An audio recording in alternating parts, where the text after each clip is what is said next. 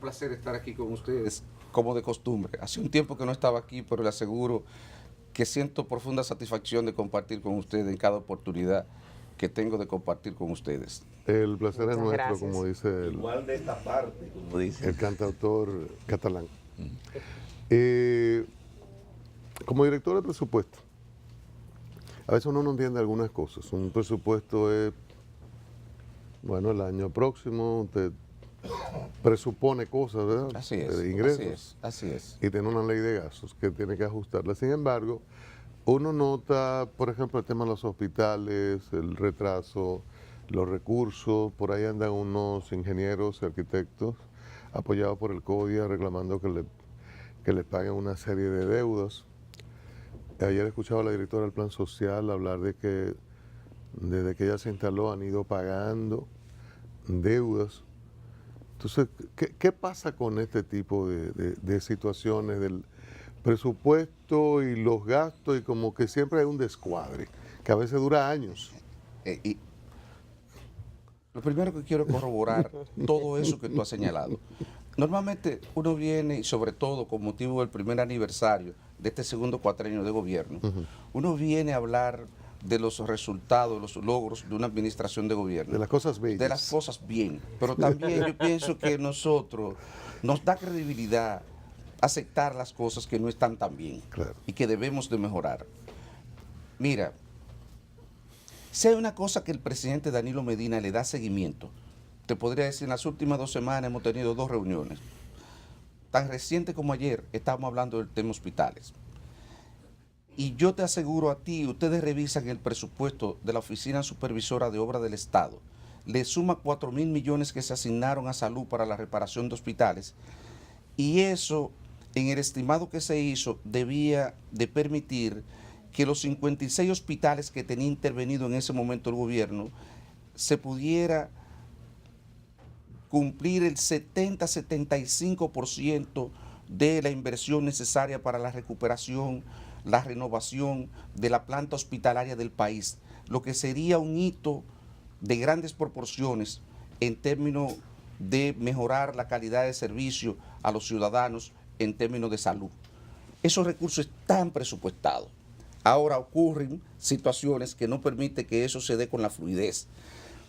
Yo pienso que nosotros en los próximos años debemos de hacer un esfuerzo por mejorar todo lo que tiene que ver con los procesos internos de la administración financiera del Estado.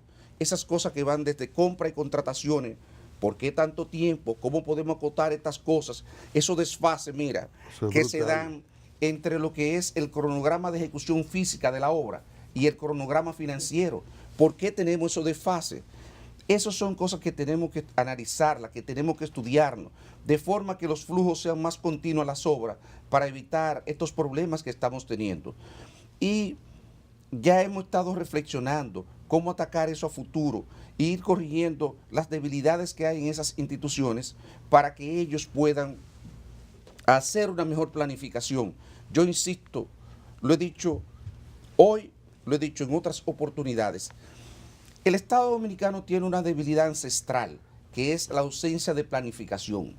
Si usted no planifica, si usted no tiene un buen plan estratégico, si usted no tiene un buen plan operativo y no tiene un buen plan de compra, recuérdense que el presupuesto lo que hace es que apoya el plan de adquisiciones de las instituciones. Si ese plan no es bueno, no vamos a poder tener una buena ejecución presupuestaria. ¿Y eso de dónde viene? De una buena planificación. Una buena ejecución presupuestaria, una buena formulación está atada a una buena planificación, y en el país hasta ahora no se ha importantizado las estructuras que tienen que ver con la planificación. En realidad eso explica mucho, pero yo doy testimonio de que los recursos están ahí, de que se hace el mayor esfuerzo por poder entregar con la mayor celeridad los diferentes hospitales que están intervenidos. De hecho, pensamos que aparte de los 11 que ya se entregaron, de los 56, en los próximos 2 meses podemos entregar otros 10 o 15 y ahí estaremos entregando más o menos el 50%, y que eso va a constituir la reforma más importante que ha habido en el sector salud en los últimos tiempos. Si le sumamos a ello la separación del Servicio Nacional de Salud del Ministerio, el aumento de sueldo de los médicos, las enfermeras, pero también los programas de medicamentos de alto costo, los medicamentos de inmunización y todas estas iniciativas que está aplicando el gobierno en materia de... Mientras tanto, un cafecito Santo Domingo. Me va a ayudar, seguro. El mejor café del mundo. Buenos días. Sabor que arranca en el aroma. Muchas gracias. Así Debieron de es comenzar así. con el café para que me ayude. Sí, no, este cafecito es muy importante. Ahora, y José Francisco asumirá. Óigame, después de 13 años corridos como partido, hay problema entonces en la planificación. Los peleadistas han sido los más teóricos en términos técnicos y ese tipo de Pero cosas. en términos prácticos hay un problema. Pero sobre todo, usted hablando de hospitales y la pregunta que le hacía a Cristian inicio, resulta que esos ingenieros tienen esas obras a través de concursos y no necesariamente tienen cuenta con grandes capitales, la mayoría son emprendedores. Entonces esos retrasos en los pagos le dificultan mucho el tema de que la obra pueda terminarse a tiempo. Obras que exigen las comunidades, que son prioritarias, que son necesidad. Entonces, ¿cuál es la respuesta que se le puede dar a estos emprendedores que quieren participar en licitaciones en el Estado? Porque la gente entonces coge miedo, porque lo que hace es endeudarse y termina peor que como inició. Ya tenemos casos fatales de un ingeniero, un arquitecto, que se quitó la vida en una institución pública por la falta de pago, justamente. Licenciado. Sí, mire, un hecho que nos consternó a todos y que puso en evidencia esas falencias a las que usted está haciendo referencia. Mire, nosotros teníamos un dilema como gobierno, un dilema que se sintetiza en lo siguiente. Nosotros queríamos democratizar el acceso de los contratistas, de los suplidores a las compras públicas. Pero al mismo tiempo estábamos conscientes que en la medida que incorporáramos esos contratistas, sobre todo a través de sorteo, personas que nunca en su vida habían construido nada, su acervo de capital era prácticamente nulo o nulo. Y que por tanto se planteaba un problema, porque usted le da un avance, pero ellos necesitaban cubicar y se tardan aproximadamente un mes entre la presentación de la cubicación y el próximo desembolso, de manera tal que ellos necesitaban capital para financiar ese periodo de transición. Al no tener acervo de capital, obviamente se han manifestado esas cosas que usted señala. Y hay algunas medidas que se han adoptado. ¿Qué es lo que se ha hecho? En algunos casos se le ha permitido que ellos vayan al banco de reservas y a través de una operación privada, con la garantía de la cubicación, el banco de reservas le desembolse a esos contratistas. Obviamente aquí hay varias cosas. Tenemos contratistas que nunca han hecho esas operaciones, que no se sienten cómodos haciendo esas operaciones, y eso no ha sido quizá todo lo efectivo que debió de ser, pero hemos intentado darle una respuesta porque estamos convencidos que la manera como lo hemos hecho, la forma realmente más transparente, señores, de asignar una obra pública es mediante un sorteo. Es mediante un sorteo, Pero ha sido trastornador, pero según tiene lo que usted ese plantea. inconveniente que usted señala. Por eso decía, estamos en un dilema. ¿Qué queremos como administración?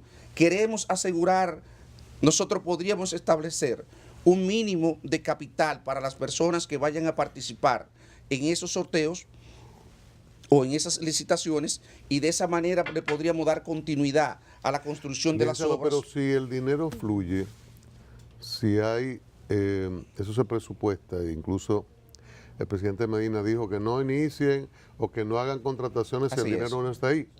Entonces, si hay un sorteo, se supone que el dinero está ahí, y comienza, se adjudica, y hay ubicaciones, como le llaman los ingenieros, entonces si hay un flujo normal de los recursos, no tiene que haber suicidios ni No, retrasos. pero déjeme explicarle lo que hay. Ni Porque préstamos tenemos que del Banco de entender, Reserva. Ni un momento. préstamos. No, tenemos que entender lo que pasa.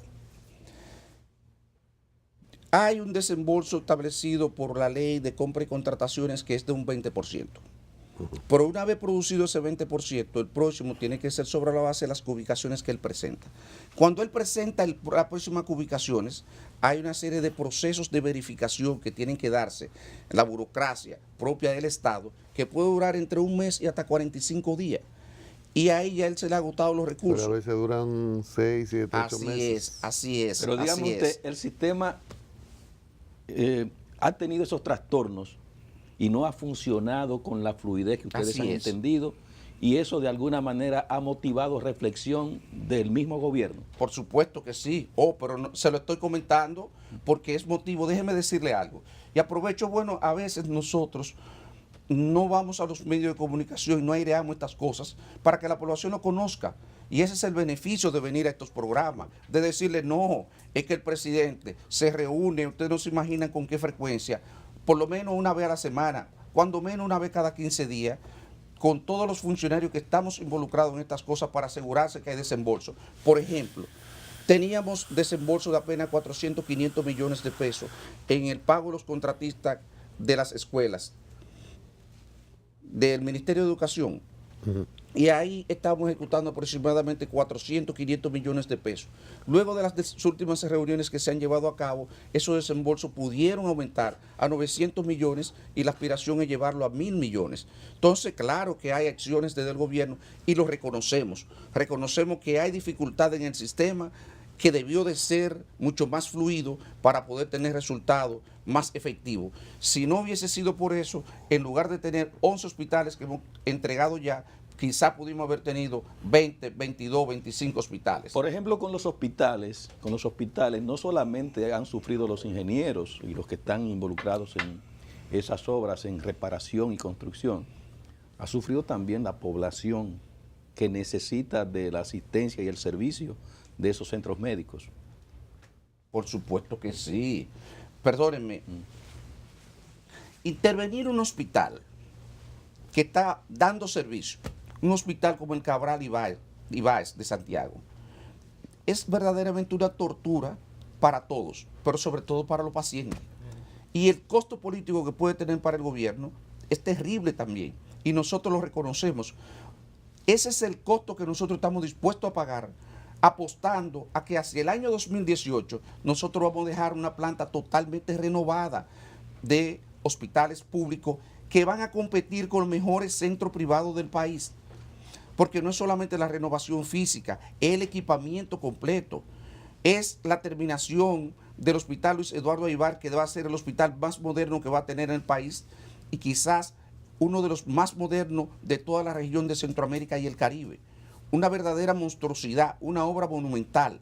Entonces, a eso es que nosotros estamos apostando, dispuestos a pagar a corto plazo el sacrificio que va a provocar al gobierno el hecho de que la población pase por todo estos trastornos durante estos años, porque se ha alargado, es cierto, pero estamos confiados que a mediano plazo, cuando la población, la ciudadanía vea el resultado del esfuerzo que estamos haciendo actualmente, se lo va a reconocer al gobierno como uno de los grandes logros de esta gestión. El tema de los flujos, y volvemos a los presupuestos. Uno entiende que, bueno, se presupuesta y más o menos las recaudaciones han estado buenas y uno oye de crecimiento de impuestos internos y aduanas de las recaudaciones. Pero entonces muchos temas se taponan y hay dificultades. Y uno dice, bueno, pero ¿dónde está el problema? Cuando hay gente que está reclamando deuda desde hace años. Usted explica que hay problemas burocráticos y hay problemas de necesidad de agilización. A veces uno escucha incluso a personas economistas, no siempre de la oposición, diciendo, pero el gobierno está quebrado. Entonces, ¿qué pasa entre una cosa y otra? Lo que puede ser un análisis de números y lo que puede ser una crítica ya desde el punto de vista político opositor y la realidad de obras con enormes retrasos y que son prioritarias.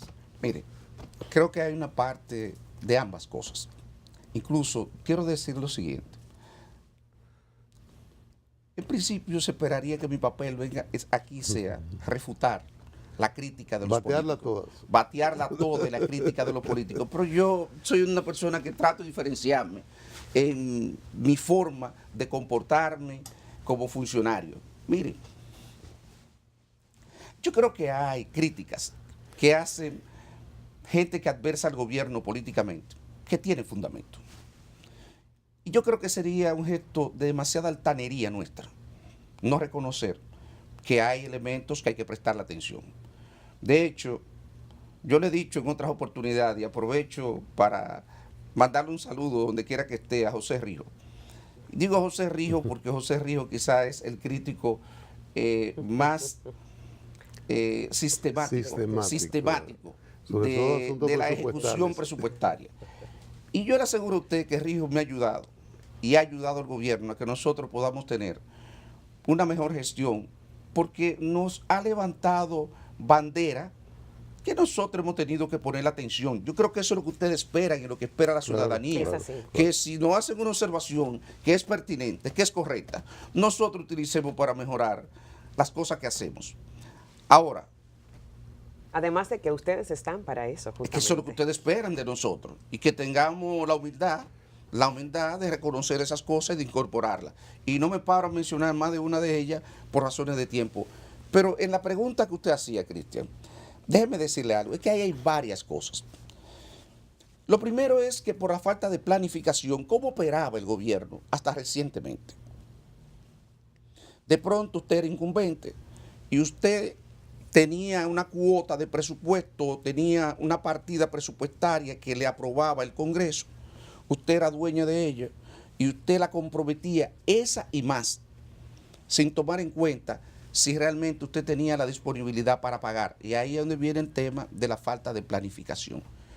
¿Qué hizo el gobierno? ¿Cómo reaccionamos a eso? Aprobamos el decreto 1517 que dice que usted, a partir de abril, usted no puede endeudarse si usted no tiene un certificado que lo da la Dirección General de Presupuesto, pero que lo da de manera automática en el sistema de control presupuestario. Y le dice, sí, usted tiene recursos para usted poder contraer una obligación. Usted puede iniciar el proceso de compra.